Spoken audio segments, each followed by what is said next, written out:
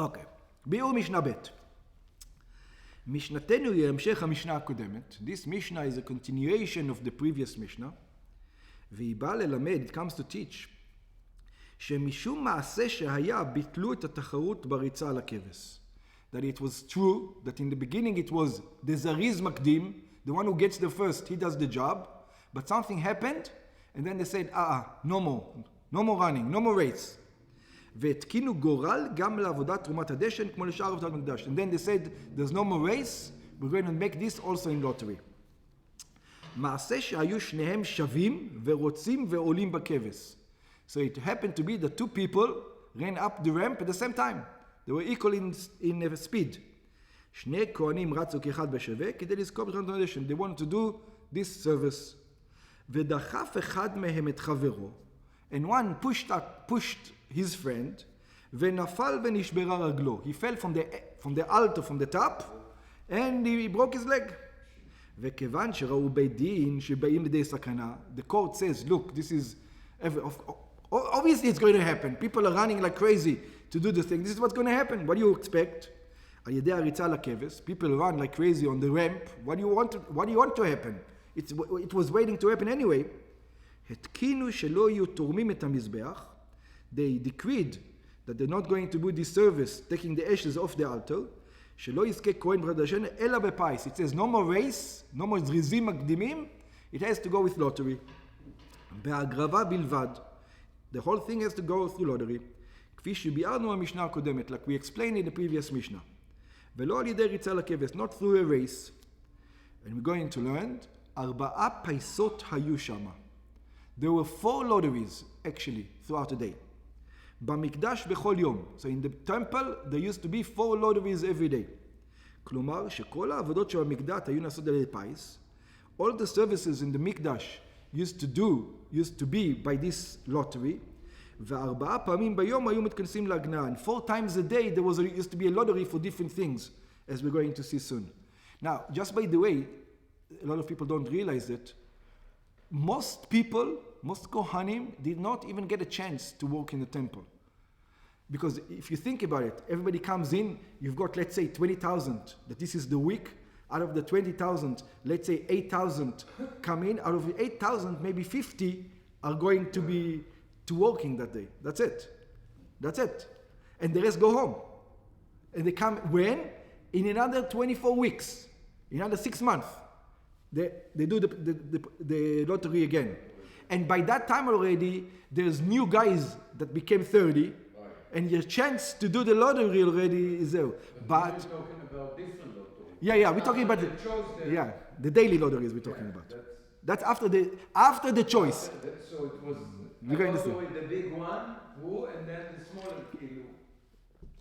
Exactly. In the smaller lottery, we're going to see there was who gets what.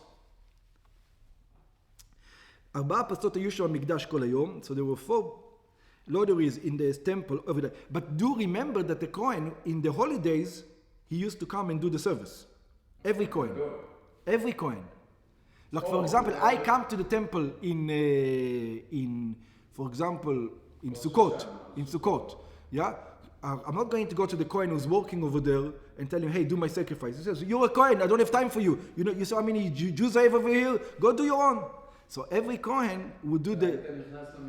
Yeah. Going to the holy temple. And you will do, because I have to be checked and the whole thing. But every Kohen, for Pesach for sure, there was too many. So they did work, but not, It was too much just for the Kohanim to do their own. 4 פעמים ביום היו מתכנסים להגרלה. So 4 times a day, they would have this lottery. וזה הפיס הראשון. And that was the first lottery. The first lottery was the ashes on the altar. הפיס של תרומת הדשן שהזכרנו לעיל. היה הפיס הראשון. That was the first lottery. בברייתא בגמרא מבואר. In the ברייתא the Gemara brings, שמי שזוכה בפיס זה, היה גם מסדר את המערכה, that this was not just the lottery for taking off of the ashes. Once you won this lottery, you got also other jobs. Which one other jobs? You would prepare the new bonfire on top. You put the woods, prepare it, ומעלה 2 גזרי עצים למזבח, and you also bring the wood, two pieces of wood onto the altar, והרמב"ם מוסיף שהרגע מכניס מחתה מלאה אש מן המזבח החיצון למזבח הפנימי.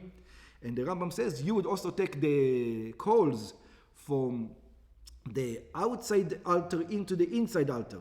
להקטיר עליה הקטורת. So you would also take the coals to bring to the high priest to do the incense work. Okay?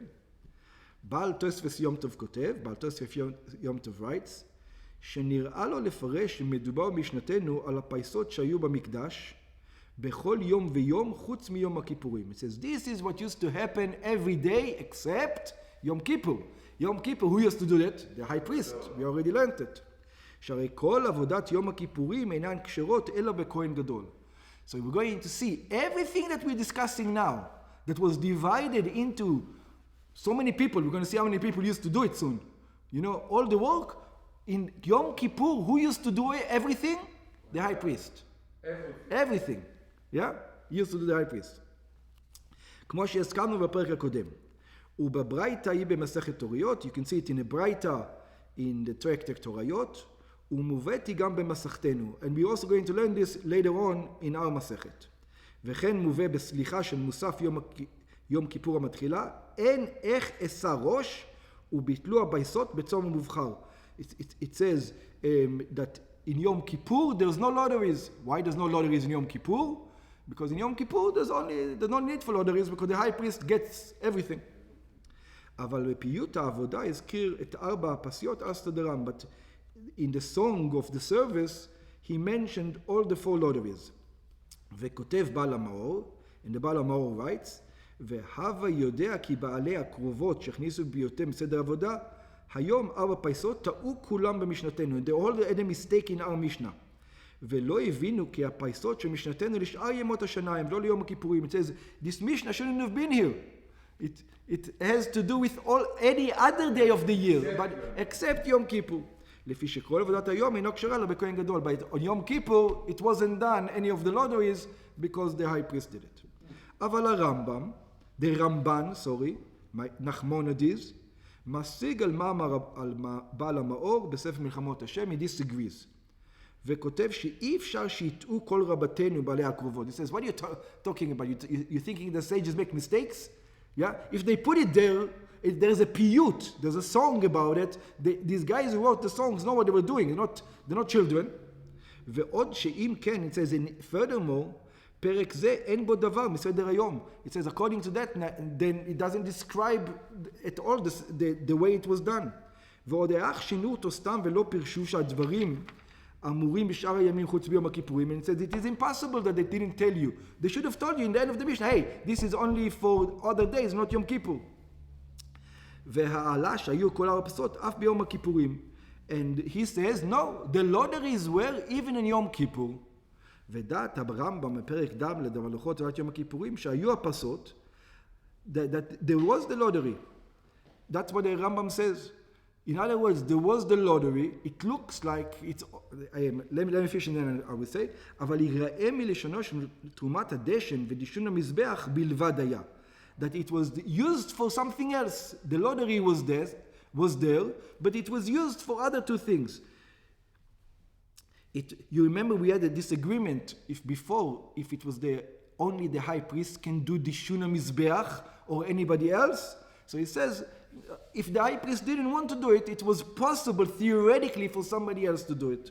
So yeah. To somebody else, but they had to do a lottery in order to have it somebody. That's right.